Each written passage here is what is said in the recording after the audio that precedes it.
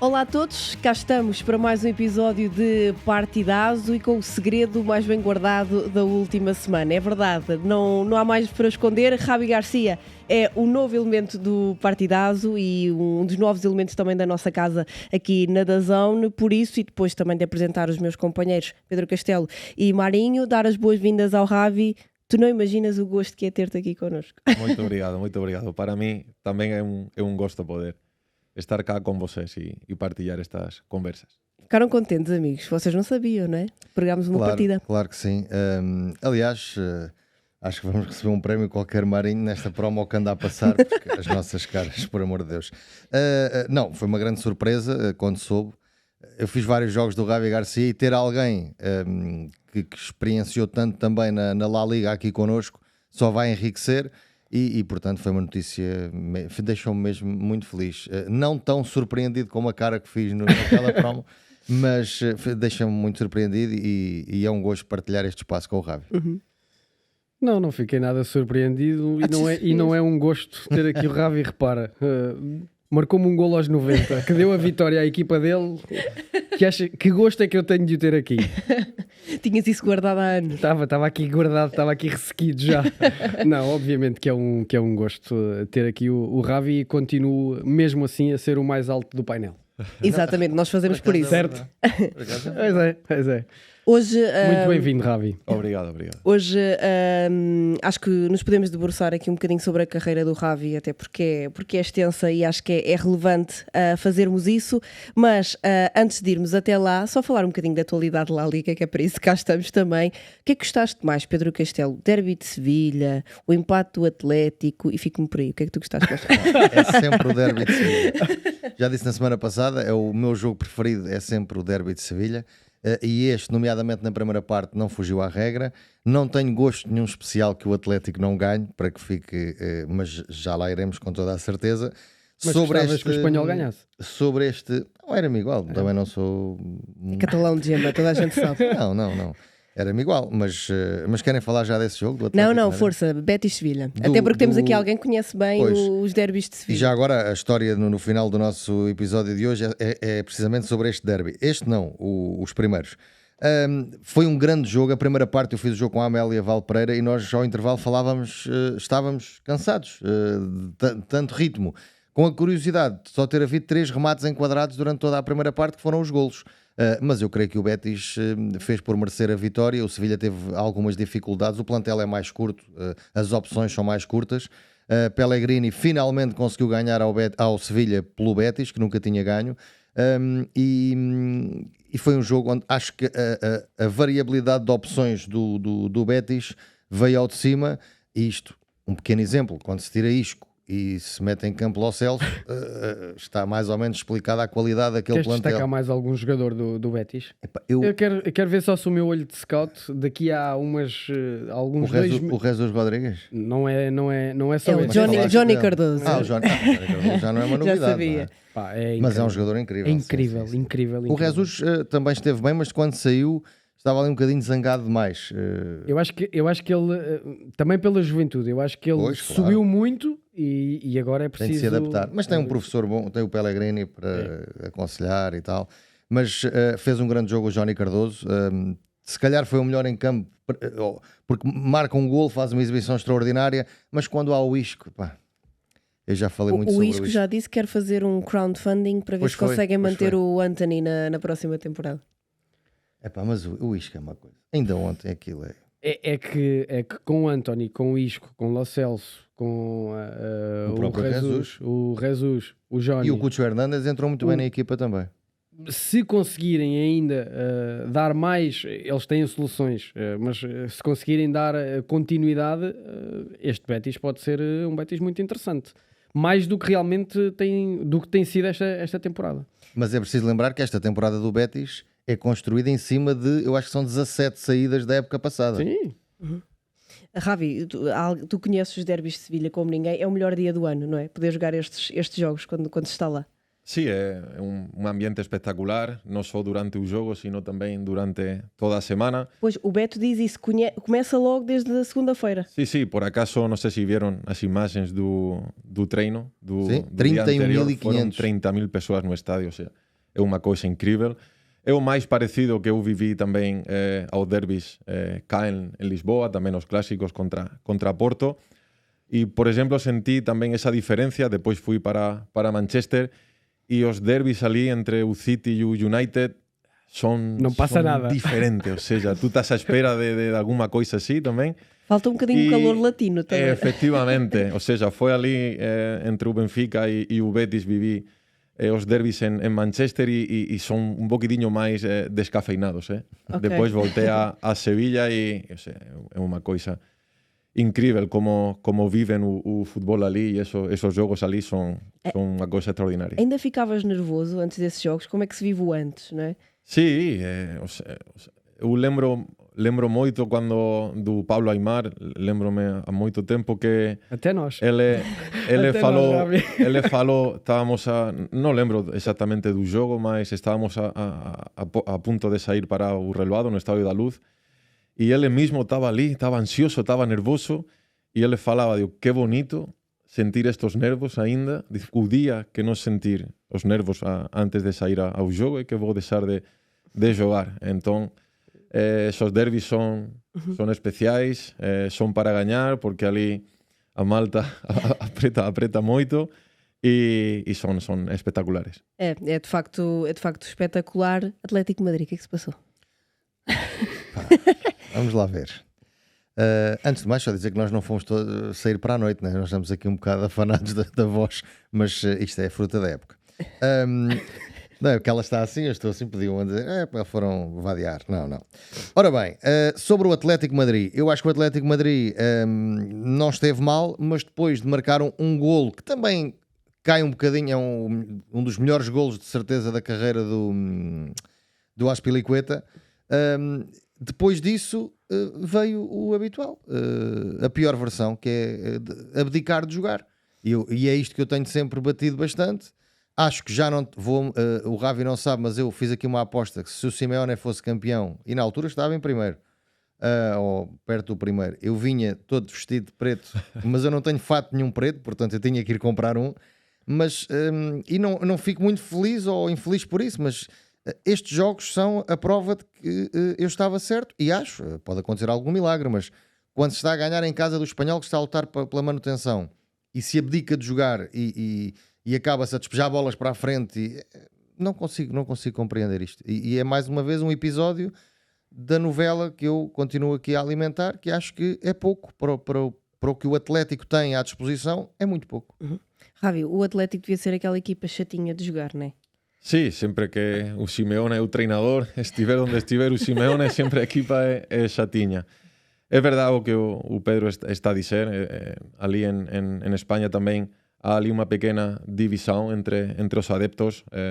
Moitos acham que, gracias a Simeone, o Atlético Madrid voltou a lutar por campeonatos, mas a realidade é que ele leva ali, non sei, máis de 10 anos. São 14 épocas. 14 épocas e ganharon moito pouco para todo o dinheiro que están a investir e entón ali está esa división entre os adeptos que quizá unos anos atrás no tiña esa división e agora están a comenzar a pensar nisso. E eu acho que mais do que o ganhar era jogar melhor e lutar até ao fim. Pode-se não. O Ravi foi treinado pelo Jorge Jesus. Naquela época em que o Jorge Jesus e o Benfica perdem tudo, o Jorge Jesus também disse, mas chegámos cá, vale o que vale, não é? Mas pelo menos que a equipa chegue às decisões. E o Atlético, o Atlético ano passado foi quarto, não consegue chegar perto da possibilidade de ser campeão mais vezes, e eu acho que isso devia acontecer, independentemente depois de ganhar ou não, porque as outras equipas também são muito boas. A partir de agora, Marinho, é entre Barça e Real, não é? Sim, está fechado. Acho que sim, acho que ficou fechado e eu concordo com o que o Ravi disse, com o que o Pedro disse, no fundo com o que temos falado aqui. Quando tu tens Álvarez, Sorloth, Griezmann, estes três, não podes ter uma diferença praticamente de 20 golos para o segundo classificado e 40 para o primeiro. Não podes. Acho que sinceramente é muito pouco ofensivamente este Atlético. É verdade que não é uma equipa, aliás, é a melhor defesa da La Liga, portanto não sofre muito, mas é preciso mais para seres campeão, é preciso mais para te bateres com Real e com Barça. e o Atlético não consegue. Fez sonhar naquela série de vitórias consecutivas em que o Barcelona facilitou, o Real andou ali quase em modo ponto morto, deixava correr, e o Atlético passou para a frente e andou ali a disputar, mas neste momento e nos momentos de decisão pede-se algo mais, e o Atlético não tem conseguido dar. Uhum. É um facto. Vamos ver então o que é que dá esta La Liga, Javi, e tu aqui tens a sorte, digo eu, de estar aqui sentado com 3 pessoas que são apaixonadíssimas pela La Liga, e acredito que tu sejas também. E nessa ótica, penso no menino, não sei que idade é que tu tinhas quando chegas à primeira equipa do Real Madrid, tu foste formado lá. Sim, 17. Tinhas 17 anos, um menino de 17 anos que entra num balneário com Iker Casillas, na altura tinha 25, Michel Salgado, Roberto Carlos, Ronaldo Fenómeno, David Beckham. Como é que se entra? Como é que o miúdo de 17 anos entra no balneário desses sem tremer? Treme. Sí, o sea, no há dúvida. Eu chegava ali, eu lembro que chegava ao balneário 1h30 antes do treino, chegava quase o primeiro. O primeiro por acaso não era, porque o primeiro lembro que quase sempre era Figo, era un profesional espectacular. Mas eu chegava ali, ficava num cantinho sentado com a minha chuteira colocada, mas era espectacular, ou seja, compartir balneario con estrellas mundiais era unha coisa que cando és miúdo é un soño.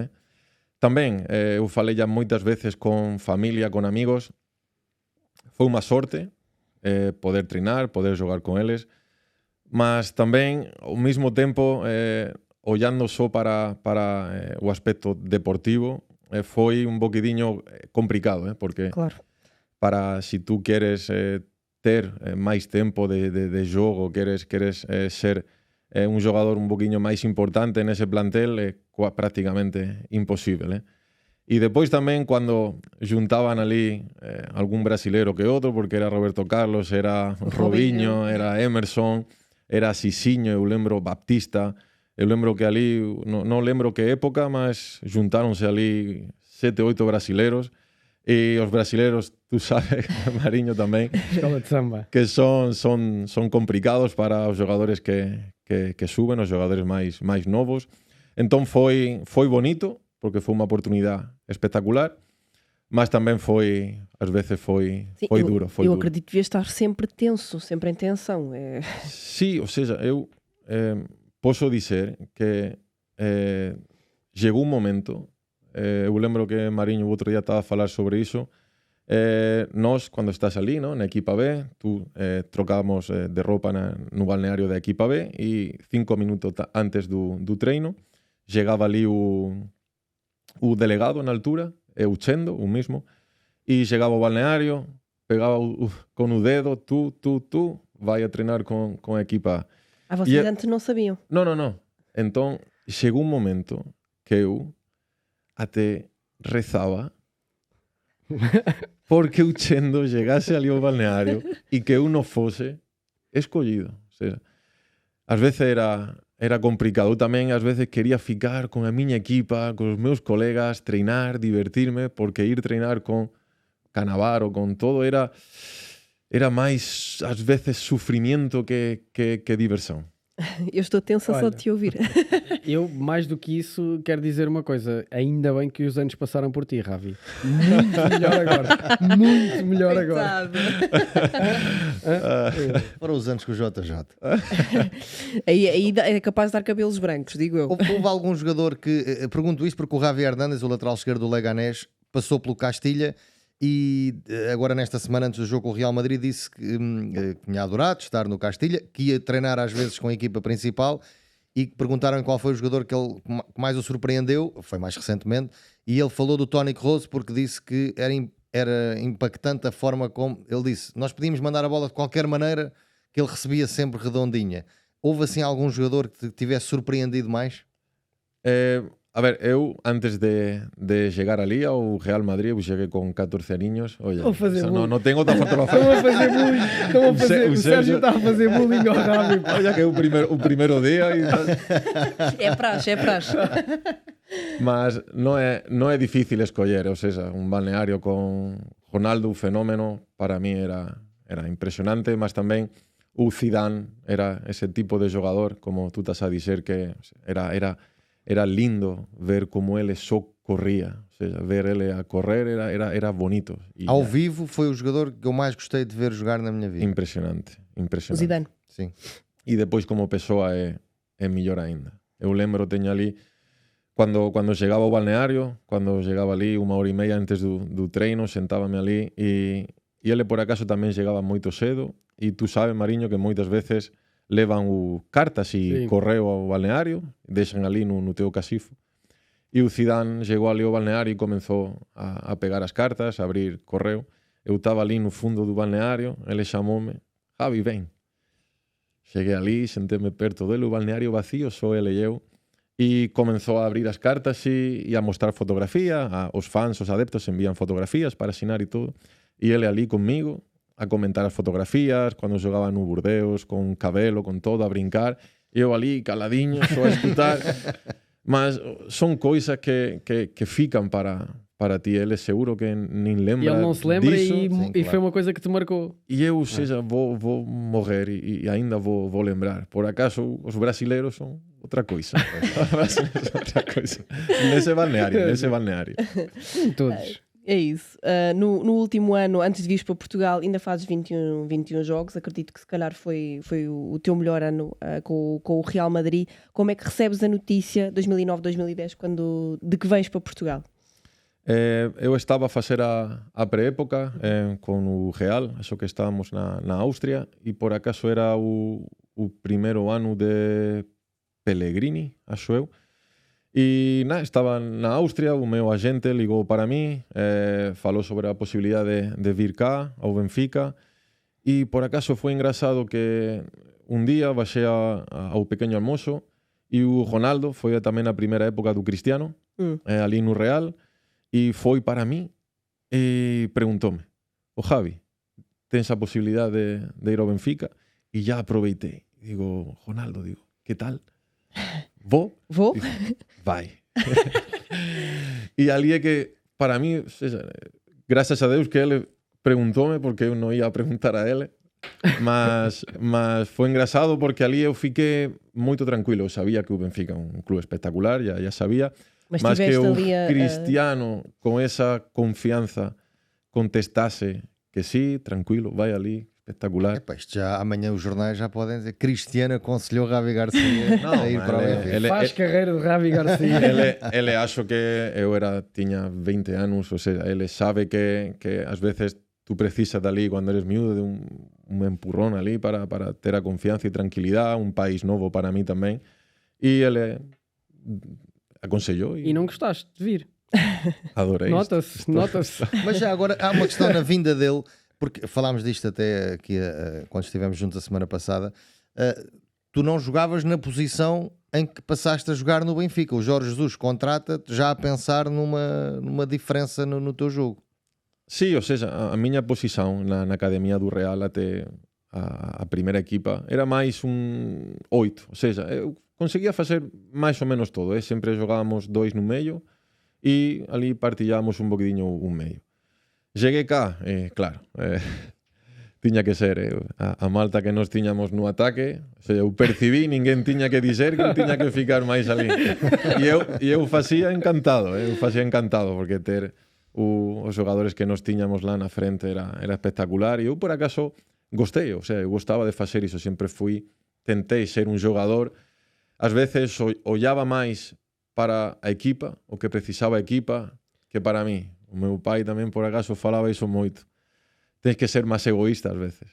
Mas a miña maneira de ser e de ver o fútbol é pensar máis en onde que posso ajudar. Mas ajudou, e de certeza que sim, também essa mudança, começares a jogar e nessa posição numa equipa que tinha a bola muitas vezes. Ou seja, não era aquela posição do 6 para defender, era muito mais um 6 de construção, um 6 de apoio, de equilíbrio, mas com bola. E se calhar por isso também te começou a encantar mais jogar nessa posição. E ainda bem que isso aconteceu, porque depois foi sempre também a crescer nessa posição. Eu acho que se tem sido numa outra equipa, se calhar não tinhas tanto esse encanto. Até pela formação, eu falo isto, porque na formação do Real também tens, na maioria dos jogos, muito mais bola do que os outros. Olhem-me só esta o equipa. O meu pesadelo, espera aí. O pesadelo do Marinho. O pesadelo. Que grande equipa, Nossa Senhora. Que saudades.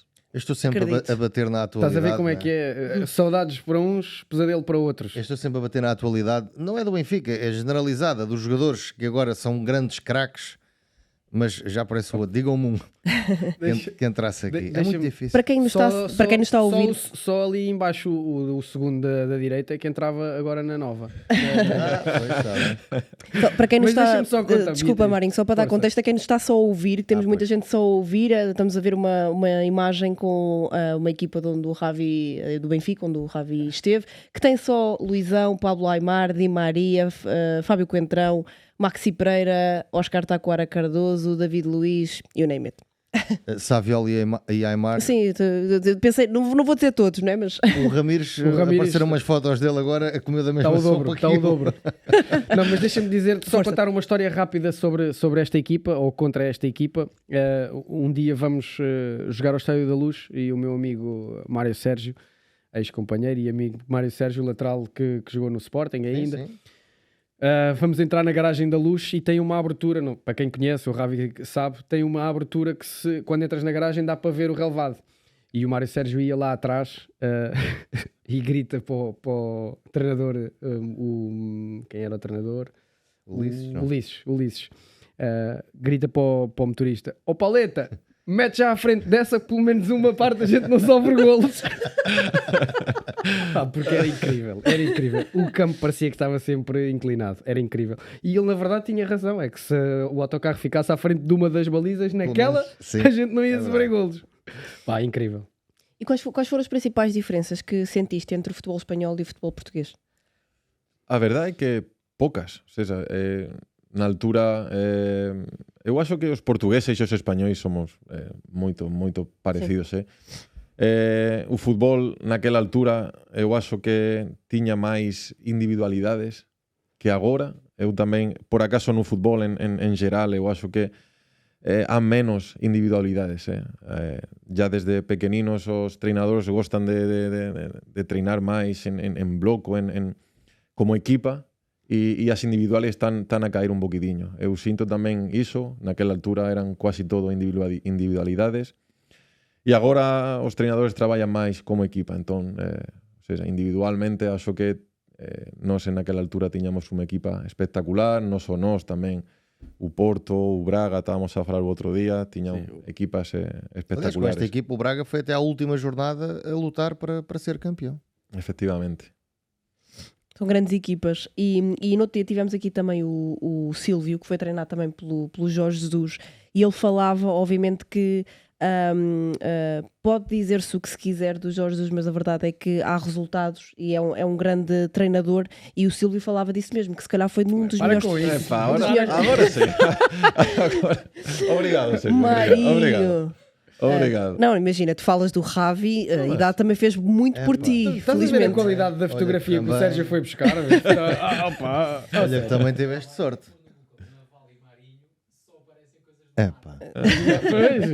Na Figueira da Foz, Marinho. Também tiveste sorte. Faz um favor a ti próprio, nunca mais faças a barba. Por favor. Mas regressando ao tema... Podes tirar, que eu não me consigo concentrar. Regressando ao tema Jorge Jesus, como é que é a experiência de ser treinado por um homem como ele? Eu já falei muitas vezes. Para mim foi o treinador, o melhor treinador que eu tive. É engraçado porque...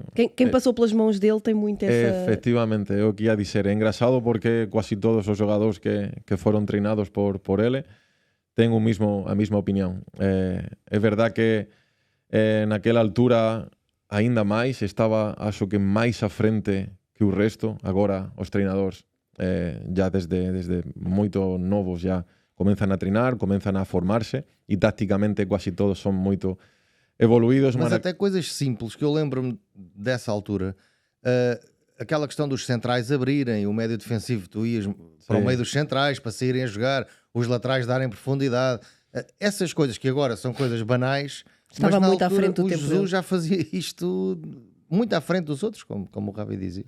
E sobre todo tamén o que era moito engraçado era os detalles, ou seja, detalles. Ele falaba sobre detalles, sobre dominios de bola, sobre posicionamiento, mas estamos a falar de 3 metros máis, 3 metros máis a frente, máis atrás, e estar ali ou non facía a diferenza. Entón, os xogadores, cando ele falaba esas coisas, esos pequenos detalles, e acontecían, é que ali ele gañaba o respeito de todo o balneario, ou seja, os xogadores que non xogaban gostaban dele, respeitaban ele, porque as cousas que ele falaba e que ele decía que ian acontecer, nos pequeños detalles, acontecían. Entón, ali, por eso, acho que todos os xogadores ten quase a mesma opinión. Ás veces, o JJ, comportamento dele, ás veces un, ás veces outro, mas mas futbolísticamente, ele ten o respeito de todos os xogadores. Sim, eu acho que isso é unânime. Eu estou a torcer muito para ele ir para a seleção do Brasil. Não sei se vai, se não vai, mas estou a torcer porque eu acho que ele merece uma oportunidade de lutar por algo grandioso por tudo o que fez na carreira. A verdade é que ele já conseguiu coisas grandiosas, não é? Mas sim, acho que isso seria... lutar para um campeonato do mundo com o Brasil é sim. porque o Brasil... O Pedro tem uma história já montada dentro da cabeça dele, que é Jorge Jesus vai para selecionador do Brasil, faz renascer a estrela Neymar e é campeão pelo Brasil. Não, estava a dizer isto. O cúmulo disto ainda pode ser essa situação, não é? É o Neymar voltar às costas, do Jesus, por o Jesus conseguir suportar agora o aparecimento outra vez dele na seleção. Isto era lindo. O homem é bom, mas não sei se é milagreiro. Isto era lindo. O JJ já falou outro dia que o melhor jogador que ele treinou foi o Neymar. Está a preparar ali o caminho. Agora, não sei se a falar com aqueles craques todos, eu tenho que contar esta história. Nesta pré-temporada houve aquele tradicional torneio do Guadiana que havia no Algarve.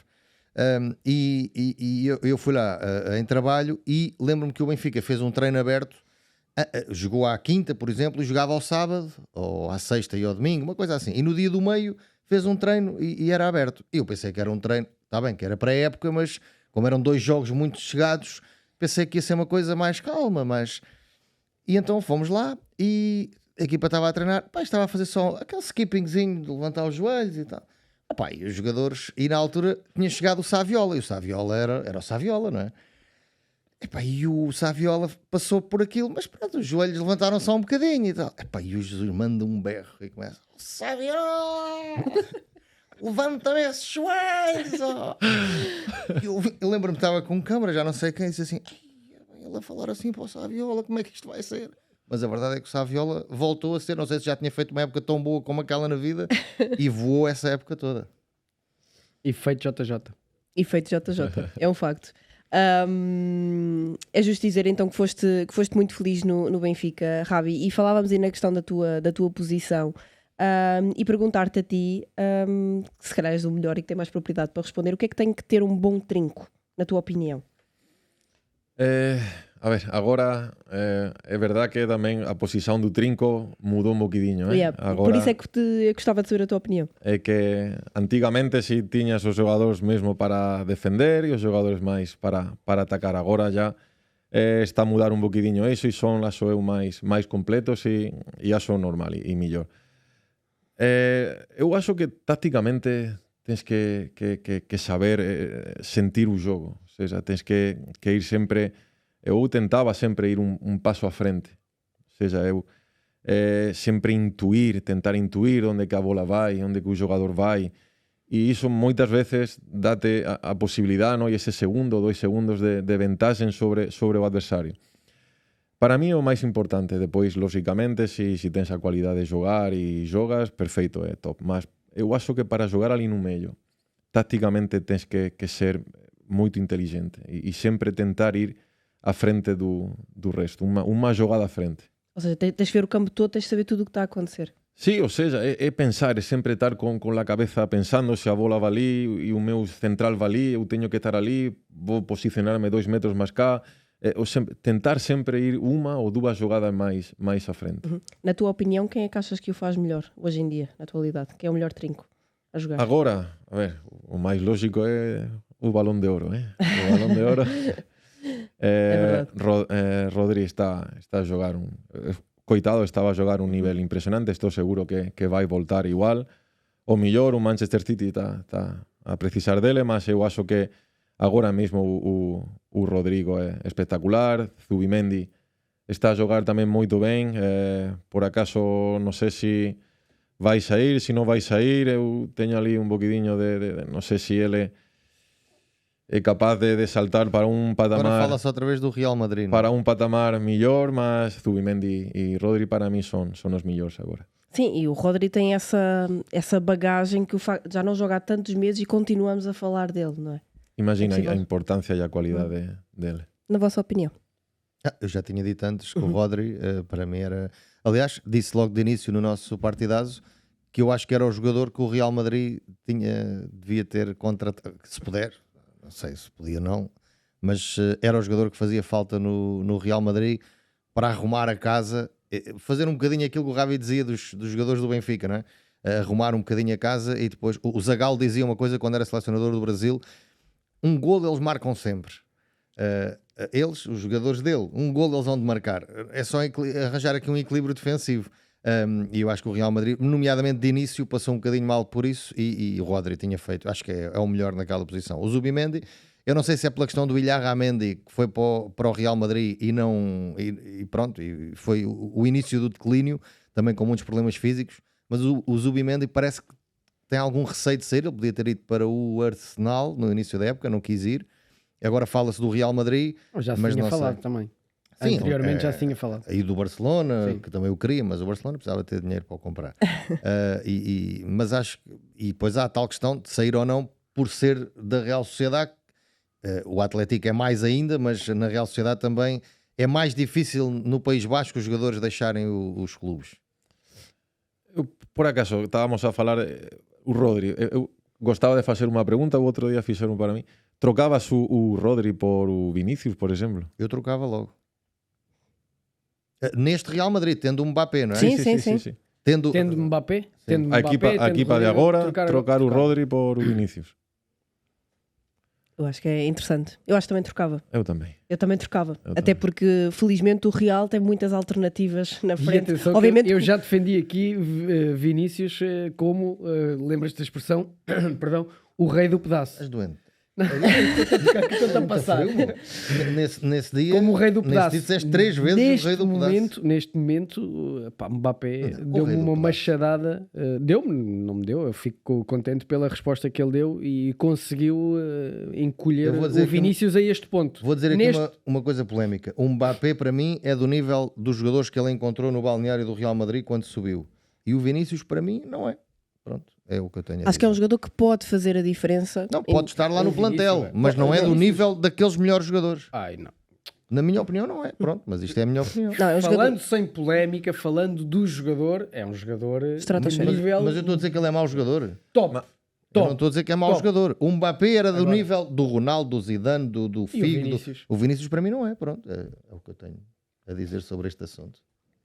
Eu acho que ele ofensivamente bate-se com qualquer um dos outros. Depois, se calhar, a consciência e o conhecimento do jogo e a preocupação coletiva, se calhar não é a mesma e o futebol é diferente. Agora, eu acho que ele ofensivamente dá Mas o tanto. futebol também como é diferente para o Mbappé. Pois é, sim, mas eu acho que é igual. Eu acho que o Mbappé é igual. Eu acho que não. Mas eu pronto. acho que o Vinícius está a esse nível. Eu Sei acho que o esta dupla Vinícius é boa, não é? Não, convém discordar. Eu acho que o Vinícius com o outro. perde, por tudo o que envolve extra-futebol. Aí ele perde. Não, Aí ele claro, perde claro para os que sim. outros. E aí ele desfoca. Mas E um já jogador de falámos futebol isso aqui não é muitas só uma vezes. coisa, não é? Exatamente. E aí, mas quando ele está focado, quando o Tico e o Teco batem certo, aquilo é um problema. Aquilo é um problema, porque ele pega e ele faz gato-sapato dos adversários. O problema é que ele desfoca muitas vezes. Agora, futbolisticamente falando, eu acho que ele Mas está... se fizéssemos esta troca que o Ravi está a dizer, ou E não seja, é por ficavas... acaso que falámos. E não é por acaso que falámos muitas vezes de entregar a bola de ouro a Vinícius ou ao Rodrigo. Rodrigo, sim. O Vinícius estava mesmo a um nível muito, muito alto. E muito sinceramente eu acho que se bateu até ao fim e acho que poderia ter vencido, sim. Sim, é isso. E fazendo esta troca... Mas neste momento fazia a troca. Fazendo esta troca, ou seja, fica cheio o Vinícius, ganhas o Rodri. O Rodri vai ser importantíssimo para a estabilidade da equipa e substituis o Vinícius com... Eu acho que estamos a falar de um não assunto, porque o Real Madrid perde Sérgio Ramos, perde Cristiano Ronaldo, perde Zidane, perde Mas olha, Ronaldo no início da temporada estávamos a falar aqui da perda do Toni Kroos e de ninguém ter conseguido encher esses sapatos. Não conseguiram, e até hoje não conseguiram. O mais perto foi Ceballos. O mais perto de pautar o jogo do Real foi o Ceballos. De resto, o Modric, sim, ok, a espaços. Também não vais pedir ao Modric para jogar 90 minutos os 70 jogos da época, mas o mais perto que teve foi Ceballos. O Real não tem. O sucessor de Kroos, o Fede Valverde, não é um Kroos. Não é um Kroos. São características totalmente diferentes. Nem vou olhar para o Sérgio, que ele já deve estar com o caso de teto na mão. Mas não tem nada a ver. São características totalmente diferentes. Ele tem o 8... Pintou o cabelo mas eu achei mal ter o 8. Pronto, vá. Agora, pintar o cabelo de louro, então, é que achei.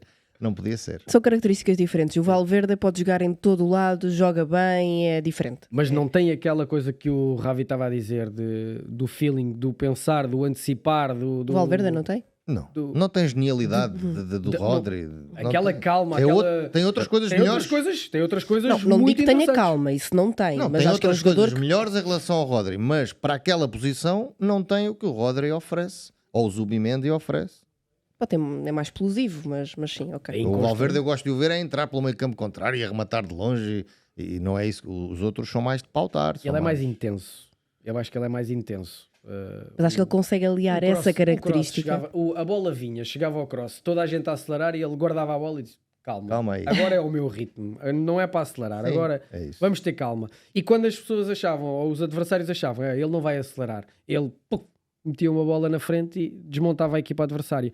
O Valverde não tem essa característica. Sim, pode fazer e faz passos longos e vê à frente e não sei o quê, mas não é igual, não tem as mesmas características. Não, acho que é justo dizer-me. O Ravi quer falar, deixa-me que o Ravi quer vir. Não, e não é capaz de fazer, mas também esses pés, esos peixinhos que tenía o Kroos, agora mesmo acho que ninguém.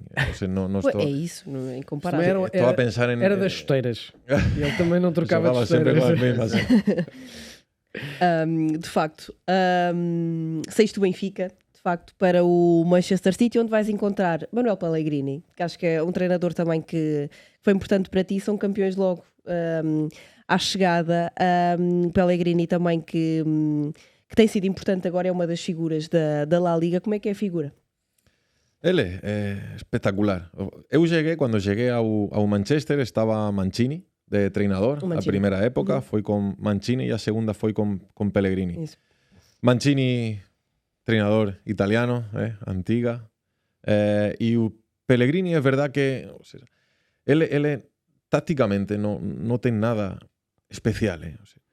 Não trabalha nada especial, mas a visão que ele tem, o feeling que ele tem sobre o jogo, sobre os jogadores, eu acho que é o que faz a diferença. Estávamos a falar antes de comenzar que en todas as equipas que ele treinou sempre conseguiu alguma coisa. É incrível. E eu também admiro moito os treinadores que consiguen estar numa equipa, num clube, moito tempo e ano tras ano manter esa regularidade. Eu acho que, por acaso, 2 semanas atrás ou 3, estive ali en Sevilla, fui a ver o jogo entre o Betis e o Real Madrid e estaba a falar eso ali con o Joaquín. Eu acho que o Pellegrini foi o treinador perfeito para a situación do Real Betis. A situación do Real Betis era unha situación complicada económicamente, tiveron ali que jogar un boquidiño con iso, e eu acho que se o treinador non tivese sido o Manuel Pellegrini, a historia sería diferente, na miña opinión. E no 5º ano, con as dificultades que están a ter, é verdad que agora a equipa non há lesões, todos os jogadores están disponíveis. Ontem ollabas para o banco e tiñan quasi outra equipa top, e eu acho que un treinador espectacular e que ten algo especial. Non consigo dizer o que, mas ten o feeling, a visão, o cheiro ás veces que ele sempre tira partido dos jogadores. Beatriz, deixa-me tirar aqui uma curiosidade. E como é que é a relação dele com o adjunto? É Cosilhas, não é? O nome dele. É porque eles já vêm juntos nós falámos isso aqui há tempo, há 20 e não sei quantos anos, que eles são treinador principal e treinador adjunto. Mas nós do outro não conhecemos nada, ele está sempre lá sentadinho no banco. Não, é muito engraçado porque ele fica ali no banco o tempo todo. É uruguaio, os uruguaios são muito supersticiosos, então ele fica no banco o tempo todo com a mão metida no bolso. Acho que tem ali alguma coisinha. E cada vez que a equipa contrária tira a baliza, remata a baliza, ele sempre diz: Quiricocho, Quiricocho, Quiricocho. Quiricocho é uma palavra uruguaia, mas é como para dar azar ao adversário. E passa o tempo todo com a mão metida no bolso e Quiricocho, Quiricocho. E só mexendo ali na sua cadeira do banco. É muito engraçado, mas é espetacular. Tem um trato com os jogadores espetacular. Cada um tem o seu papel. Do Betis, quando estarem à baliza... Ele passa o tempo todo ali a cair na baliza, fica assim para trás com a mão no bolso. Se calhar é por isso que o Pellegrini também não o larga, tem dado alguma sorte. Eu tenho o seu papel. Não precisas de grande coisa, fica só aí. Oh, isso é fantástico. Como é que foi a experiência de jogar em Sevilha? Também acredito que fenomenal. E tu tiveste a sorte de estar em sítios muito, tirando obviamente o Manchester e a Rússia também, sítios muito quentes, muito fervorosos, com adeptos muito fervorosos. Sí, por acaso Sevilla demasiado quente. Demasiado quente. Eu cheguei da Rússia, cheguei para Sevilla em agosto e essa mudança de temperatura... Também não sabes brincar. Não sabes brincar, vieste da Rússia para Sevilha. Eu lembro que essa mudança de temperatura, a primeira semana, foi muito complicado. Eu sou de Múrcia, que também está sempre muito quente. E essa semana ou seja, custou-me muito adaptar-me a essa temperatura, mas também é o futebol que eu estou mais acostumado. Aqui em Portugal, os adeptos mais ferventes, e adorei de jogar ali. É um clube muito bom, acho que está a crescer, o presidente está a fazer ali um grande trabalho, estão a começar agora a remodelar o estádio, a fazer um estádio totalmente novo e vão tentar fazer com o Real Betis, como por exemplo está a acontecer com o Atlético Madrid nos últimos anos, e é um clube muito bom e acho que tem ainda muito margem de melhora. E gostaste tanto de Portugal que voltaste para terminar, Boa Vista. Sim, a verdade é que eu adorei jogar cá.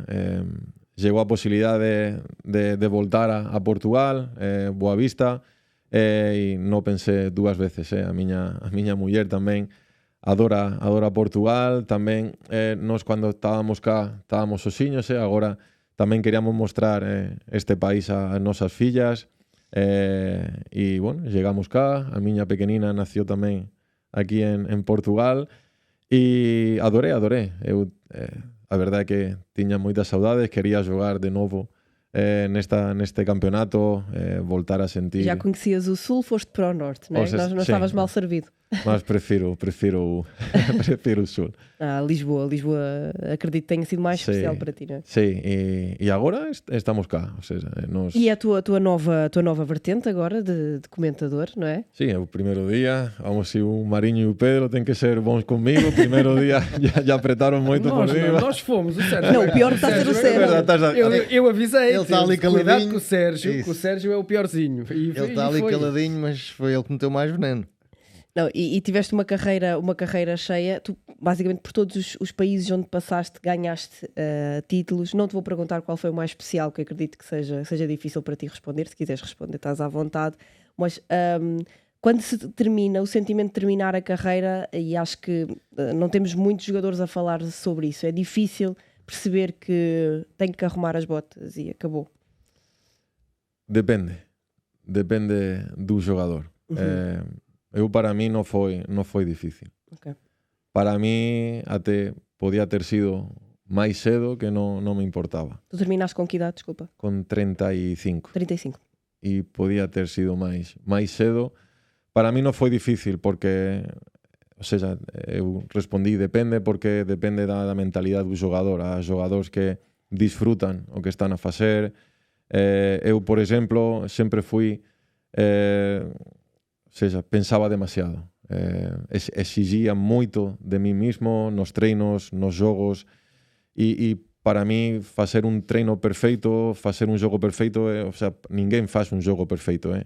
Então sempre na minha cabeça sempre ficavam os 2-3 erros, a veces eran 2, a veces eran 10, mas sempre nos jogos ou nos treinos sempre hai algún erro, Entón, cando levas para casa sempre ese pensamento, comeza por ser un boquidiño de sufrimiento. Entón, a verdade que cando deixei de xogar, fiquei totalmente liberado, feliz, estou a disfrutar moito da vida, da miña familia, de todo, porque até agora era só pensar niso, até cando estás en casa. Até a tua mulher agora pensa que casou com... Tem um Javi diferente. Agora a miña muller está a adorar. Ele não era assim. Meninas para a escola, cociño, faço todo agora, Mas tu também passaste de jogador logo para uma equipa técnica, não é? Não houve ali grande tempo de... Já sabias o que é que querias fazer ou acabou por acontecer, ser natural? Non, chegou a oportunidade de ir para a equipa técnica do Benfica e foi incrível. Eu lembro cando o Benfica chamou para mí, fixeron a proposta, ok, non pensei nada. Non pensei nada, verdad, non vou mentir. Fiz conta que pensei. Mas foi engraçado porque a segunda chamada que eu fiz foi un segundo depois, liguei para a miña muller e a resposta da miña muller foi o Javi, nunca te tiña visto tan nervoso. Só te vi igual de nervoso cando nació a miña primeira filla, cando chamé para dizer que estaba grávida. E agora, relaxa, tranquilo. E foi engraçado porque a resposta dela foi esa. Só te vi unha vez igual de nervoso que agora. Porque nunca imaginé el poder voltar ao Benfica. Como jogador, lógicamente, era impossível, mas nunca pensei que... Mas tens noção que mesmo como treinador teve mais entusiasmo do que muitas contratações nos últimos anos de jogadores. É verdade. A chegada para os adeptos, a figura do Javi, não há como esconder, a figura do Javi é uma figura ímpar, não é? Vamos, saudosismos à parte. Vamos embora. Não, é um facto. E tiveste essa oportunidade, mas estavas a tirar o curso de treinador ao mesmo tempo, não é? Sí, tiña comenzado un poquidinho antes de chegar e já terminei de tirar o curso cando estaba ali. Mas ainda tens essa ambição? Gostavas de treinar? Sí, por acaso, eu acho que... Acho non, gosto. Gosto de treinar. Por agora, ainda non sinto que esteja pronto. Teño que ainda aprender moito, quero tamén carregar a batería un boquidiño, non quero comenzar logo para non estar non ter forza suficiente para aguantar ou para deixar a un mínimo problema. Quero carregar a batería, quero ainda aprender máis, quero formarme, estudar e vai chegar, eu acho que vai chegar o día que tente ser treinador, vamos ver. Quem são os teus exemplos nesse campo? Gostavas de ser como quem? Vais ser sempre como o Javi, obviamente, mas... Eu adoro Ancelotti. Eu adoro Ancelotti. Ou seja, eu quando vejo ele ali no banco, na linha lateral do Santiago Bernabéu... Ele só foi contratado por causa disto. Nós ficámos aqui a olhar um pouco. Ele só aceitámos a vinda do Javi por causa disto. Em geral, adoro os treinadores que mantêm o seu body language sempre igual. Ancelotti e os treinadores que consiguen estar nunha mesma equipa durante moito tempo e están ano tras ano a tirar o millor dos xogadores. É para mí o máis complicado. Entón, cualquier treinador que consigue facer iso con a súa equipa, época tras época, para mí son os treinadores los que eu máis olho para eles. Se quiseres posso ser o teu adjunto para ti comprar pastilhas. O Ancelotti também, aquilo é pastilhas atrás de pastilhas. Não sei se dá só com um adjunto para comprar as pastilhas de Ancelotti. Os grandes treinadores, olha o Jorge Jesus também, andava sempre com pastilhas.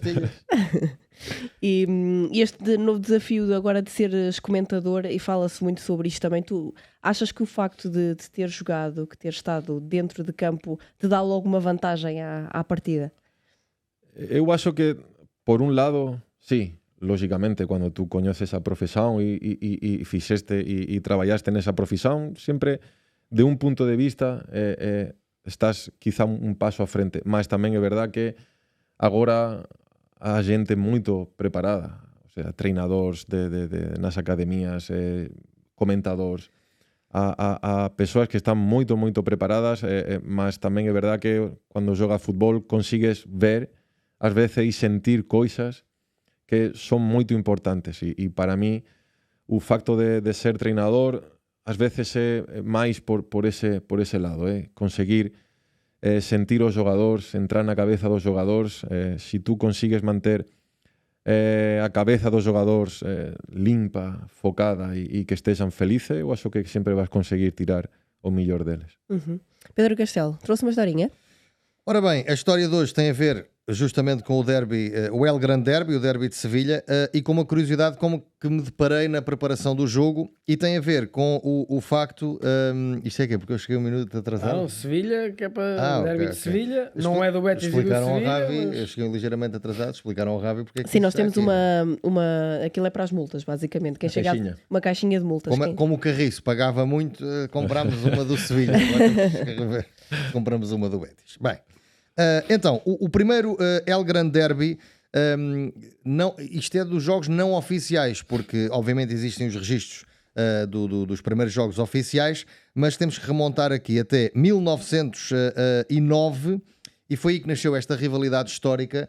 Na altura, o Governo Civil de Sevilha entendeu que deveria dar palco aos dois clubes que tinham nascido, se bem que o Sevilha é muito mais antigo, é de 1890, ainda no século anterior. O Betis já tinha 2 anos e o futebol era algo muito popular, começava a ser muito popular, e então o Governo Civil registou os dois clubes e depois há um primeiro derby que é jogado, há aqui algumas versões, eu vou dizer uma delas, é jogado a 31 de outubro de 1909, só que é chamado Derby Fantasma, porque não se sabe o resultado. Ninguém sabe o resultado, não há nenhum documento que diga qual foi o resultado deste primeiro derby. Ninguém sabe, ninguém se lembra, não há nota desse primeiro resultado. O primeiro derby, também não oficial, que há resultado, foi disputado uma semana depois e aí o resultado foi de empate a 1-1. Sobre o primeiro, e há aqui esta crónica de um jornal da Andaluzia, aqui vemos, este é de outro jogo, não é? Betis Balompié e o Sevilha empataram a 0. Era algo que já na altura tinha um grande peso para a cidade de Sevilha. Há aqui também uma curiosidade, é que esse derby, como disse, é o derby fantasma, não se sabe o resultado, mas os historiadores apontam para uma vitória do Sevilha. Porquê? Porque tinha jogadores mais experientes que já jogavam juntos há mais tempo, porque o clube tinha 19 anos na altura e o Betis tinha apenas 2 anos. Portanto, se alguém souber o resultado desse derby fantasma, gostávamos de saber, mas foi aqui, e isto para concluir, foi aqui que nasceu uma das mais bonitas rivalidades do futebol espanhol e até mundial, que depois teve os primeiros derbys já da Federação, já com a égide da Federação Espanhola, nos anos 30, em que o Betis até foi campeão uma vez. O único título que tem é nos anos 30. Maravilhoso, um dos derbys mais bonitos de Espanha.